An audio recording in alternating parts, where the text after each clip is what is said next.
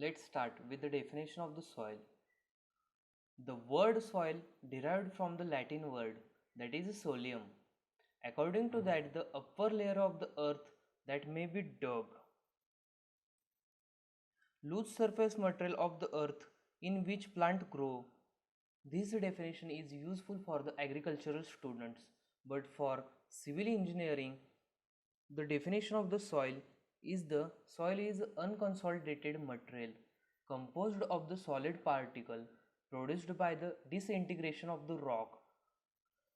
So let's look that the soil is used for the growth of the plants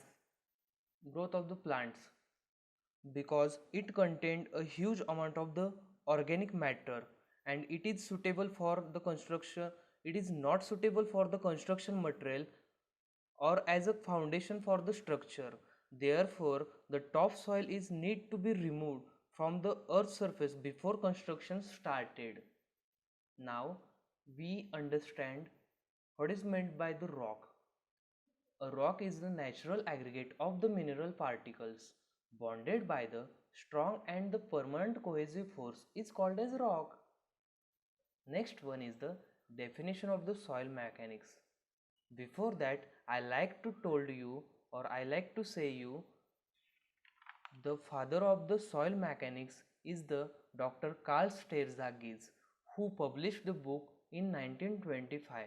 According to them, soil mechanics it is the application of the laws of mechanics and the hydraulics to the engineering problem. The problem dealing with the sedimentation and other unconsolidated accumulation of the solid particles which is produced by the mechanical chemical disintegration of the rock. Look, soil mechanics, it is the branch of mechanics which deals with the action of the forces on the soil and with the flow of water in the soil. Now, next is the scope of the soil engineering.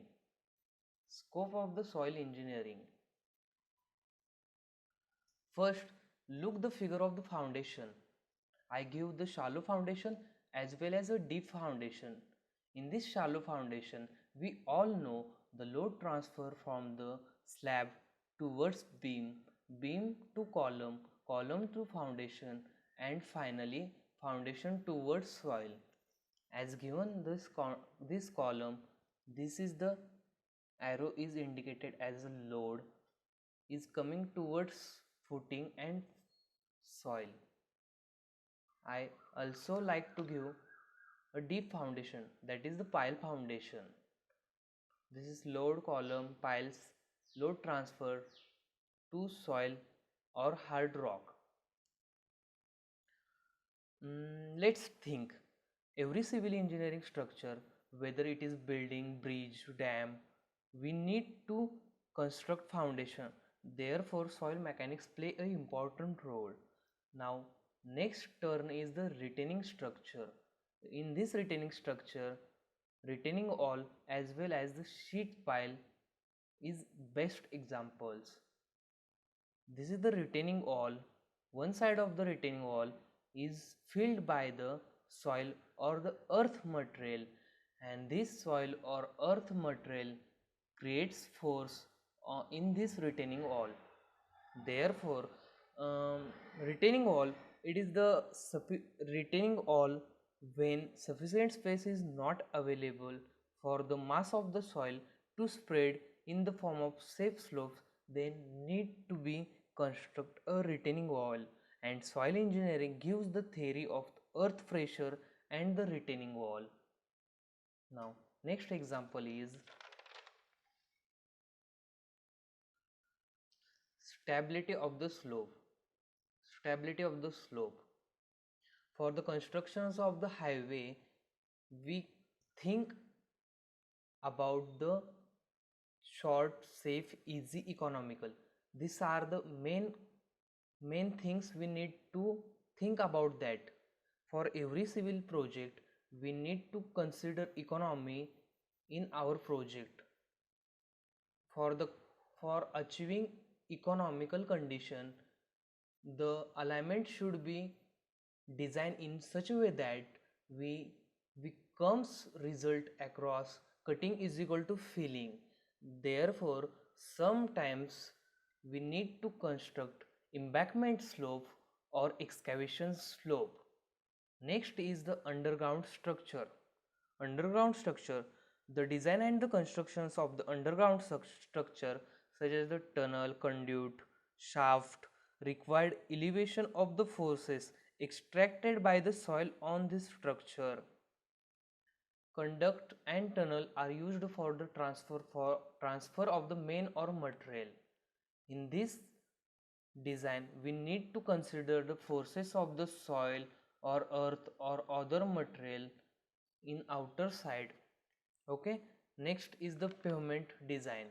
Pavement design, the component is the subgrade, subbase, base or the surface. That means the wearing course. The purpose of the pavement design is to provide smooth and the strong pavement consist which are useful for the vehicles to the movement. The pavement consists of the surface such as the bitumen layer, concrete layer, base, subbase.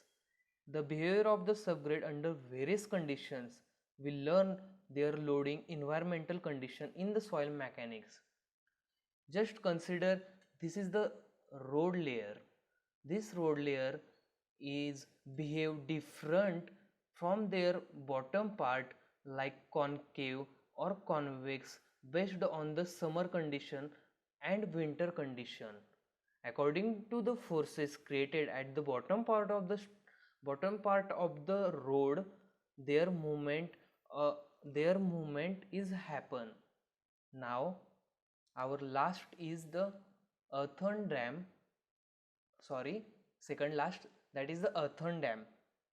Earthen dams is a huge structure we all know in which soil is used as a construction material. Look at this. This is the core and soil is used as impervious material. The earthen dam is built and creating as a water reservoir. Since the failure of the earthen dam causes a huge expanse, and hazard to the people, animal and nature. Therefore, it is required throughout knowledge of the soil mechanics. And last one is the miscellaneous soil problems. The geotechnical engineering has sometimes taken in the miscellaneous problems related to the soil like soil heave, soil subsidence, thrust action, also expansion and contraction of the soil. Thank you.